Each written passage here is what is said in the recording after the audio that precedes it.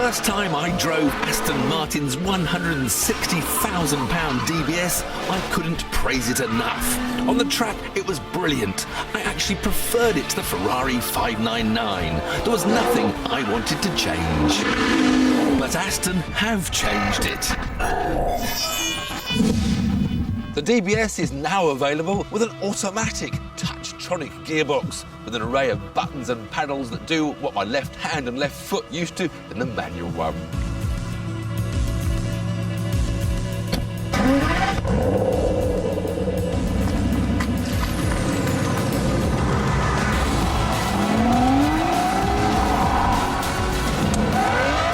This should make the car easier to drive, but sometimes automatics with excessive power can embarrass themselves. The touch-tronic gearbox in the DBS is an old-school automatic and not a so-called robotised manual.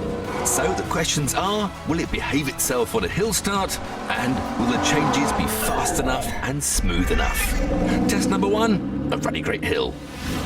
Like the test hill here at the Brooklands Museum.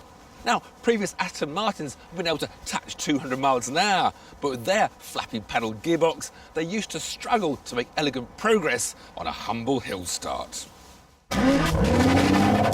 Now, the test all those years ago was quite simple. Get to the steepest part of a hill, if you could, and then stop and see if you could restart and make it to the top. But what I want to know now is, will the car roll back if I jump off the brakes? Here we go, off. And, oh, it just creeps back slightly. And now, head for the hills. Oh, loads of traction control kicking in as that massive power and torque is unleashed. Tick the box, it's passed the test. It may be an automatic at heart, but with its carbon composite prop shaft and limited slip differential, this DBS is far from a simple cruiser. Indeed, in just simple automatic mode, the car still feels taut and poised, and crucially, it doesn't feel like it's been held back by a strangling gearbox. And those exhaust valves still sound just as good. And on that glorious note, let me remind you that the 6-litre V12 engine provides you with 420 pounds-foot of torque and 510 horsepower. The touch-tronic gearbox adds just 30 kilos to the weight of the car, but with its swifter gear changes, it's got the same 4.3 seconds to 62 as the manual.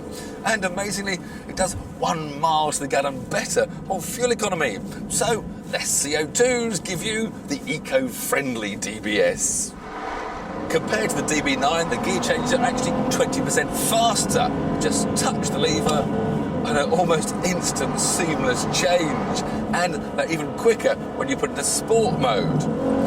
And that sport button doesn't just sharpen up those gear changes, it sharpens up the throttle response as well, and this DBS just becomes this ballistic joy to drive around country lanes.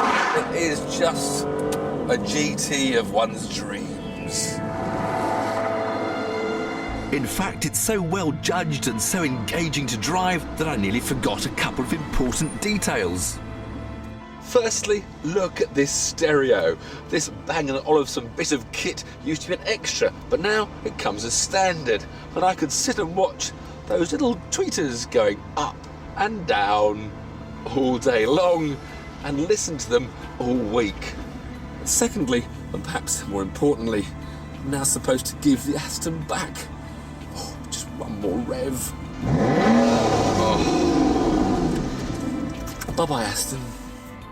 Before I used a new gearbox, I did some research and was horrified to learn that the majority of supercar buyers nowadays were looking for an automatic of one sort or another. So the Touchtronic needed to be good for the good of Aston Martin. And I'm delighted to report that it is indeed one of those very rare cars. A satisfying automatic.